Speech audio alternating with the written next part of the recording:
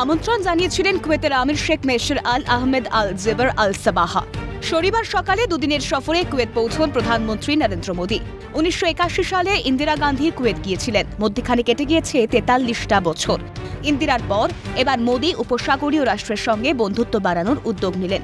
X হ্যান্ডেলে Kuwait সফরের কথা জানিয়ে প্রধানমন্ত্রী লেখেন, এই সফরের পরে ভারতের সঙ্গে কুয়েতের ঐতিহাসিক মেলবন্ধন আরও গভীর হবে। শুধু বাণিজ্যিক ক্ষেত্রেই নয়, পশ্চিম এশিয়াতে স্থিতাবস্থা, শান্তি, আর্থিক স্থিরতা বজায় রাখতেও কুয়েতকে সহযোগিতা করেছে ভারত। সফরে তিনি কুয়েতের আমির, ইউবরাজ এবং প্রধানমন্ত্রীর সঙ্গে সাক্ষাৎ করবেন বলেও এক্স পোস্টে জানান মোদী। কুয়েত বিমানবন্দরে আমিরের টার্মিনালে তাঁকে লাল কার্পেটে স্বাগত জানানো হয়। এরপর কুয়েত শহরে পৌঁছে প্রথমে প্রবাসী ভারতীয়দের সঙ্গে দেখা করেন প্রধানমন্ত্রী, যোগ দেন সাংস্কৃতিক অনুষ্ঠানে।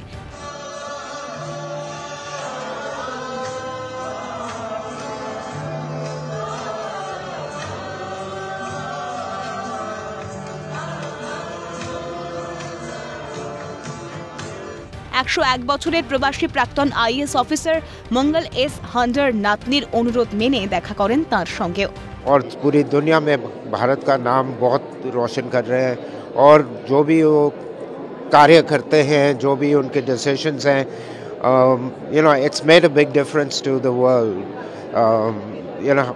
He's really brought India to the limelight. No other leader in India has been able to do it.